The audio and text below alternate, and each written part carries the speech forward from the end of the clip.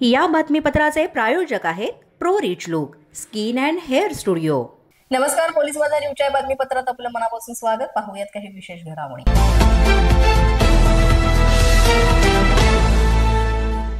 कोल्हापूर इथे छापण्यात आलेल्या बनावट नोटा प्रकरणाला आता मुंबई कनेक्शन असल्याचं सुद्धा समोर आलेलं आहे। या प्रकरणातील आरोपींमार्फत मुंबईत मोठ्या प्रमाणावर या नोटा वितरित झाल्याचा पोलिसांना संशय आहे। याबाबत पोलिसांकडून सखोल तपास सुद्धा करण्यात येतोय। आरोपींनी बनावट नोटा मुंबईत आणखी कोणाला आणि कोणकोणत्या ठिकाणी दिल्या याचा तपास सुरू आहे आणि त्यामुळे या प्रकरणातील आरोपींची संख्या सुद्धा वाढण्याची शक्यता वर्तवण्यात येते। कोल्हापूर पोलिसांकडून याचा सगळा तपास सुरू आहे।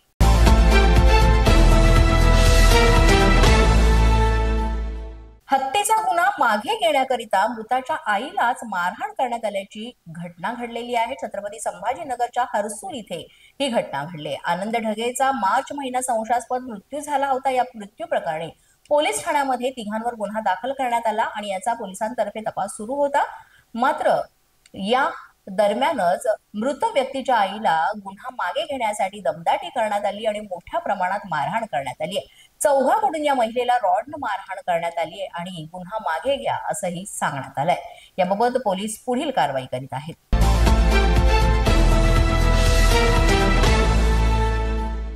कल्याणमध्ये पुन्हा एकदा परप्रांतीय महिलेची मुजोरी पाहायला मिळाली। डीमार्ट मधील मराठी कर्मचाऱ्याशी उद्धटपणे वर्तन केलं आणि मराठी भाषा तसंच मराठी माणसाबद्दल आक्षेपार्ह वक्तव्य केलं। यासाठी मनसेनं आक्रमक पवित्रा घेऊन महिलेला माफी मागायला लावली आहे।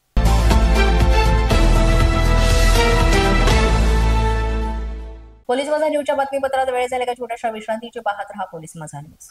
या बातमीपत्राचे प्रायोजक आहेत pro rich look skin and hair studio. विश्रांतीनंतर पुन्हा एकदा पोलीस माझा न्यूजच्या बातमीपत्रात आपलं मनापासून स्वागत।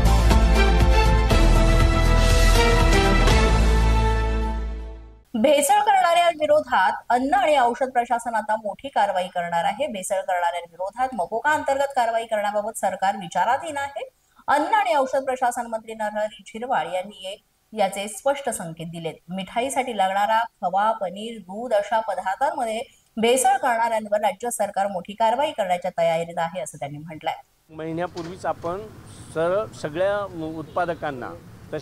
उत्पादकांना म्हणताना पूर्ण कार्यालयांना तशा सूचना देऊन आणि त्या कार्यालयांनी त्या उत्पादकांना नोटिसा दिल्यात आणि हा जो काय भेसळीचा प्रकार आहे हा तसा गणपतीच्या अगोदरपासूनचा आम्ही सुरू केलेला विषय आहे आणि मोठ्या प्रमाणात स्वीटचा वापर केला जातो आणि मग ऐन वेळेलाच एवढा खवा कुठून निर्माण होतो। एवढं दुधाचं उत्पादन तर आपल्याकडे एवढ्या मोठ्या प्रमाणात नाही। गरजेपेक्षा एवढं बाहेरून जे येतं ते भेसळच येतं किंवा इथे बनलं जातं ते भेसळ बनलं जातं। त्या दृष्टीनं तशा सूचना दिलेल्या आहेत।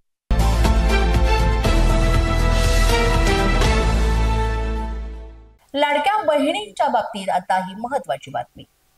लाडकी बहीण योजनेकरता ई-केवायसीतील अटींचा गोंधळ आताही सुरूच आहे। ई-केवायसी आता बंधनकारक आहे, मात्र ई-केवायसी करताना वडील किंवा मग नवऱ्याची कागदपत्र आवश्यक असतील तर मग पती आणि वडील जर हयात नसतील, दोघांपैकी एक कुणी जर हयात नसेल तर महिलांनी काय करावं असा प्रश्न आता महिलांसमोर उभा राहिलेला आहे। त्यामुळे अशा महिलांना ई-केवायसी करणं सध्या शक्य होत नाही। या निमित्तानं उपस्थित हा प्रश्न होतोय तो लवकरात लवकर सोडण्यात यावा अशी महिलांची मागणी आहे।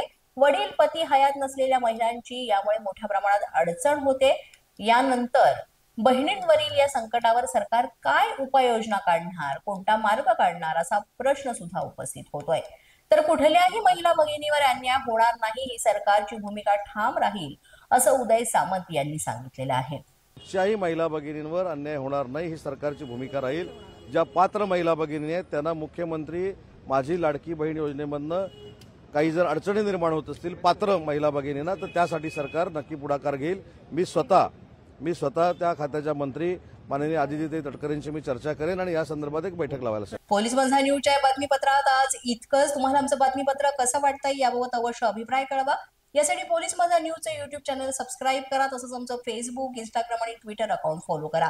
अधिक माहितीसाठी आमच्या www.policemazanews.com या वेबसाईटला भेट द्या।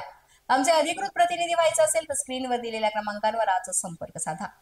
आजच्या बातमीपत्रात इतकंच। पुन्हा भेटूया पुढील बातमीपत्रात। तोपर्यंत पाहत रहा पोलीस माझा न्यूज।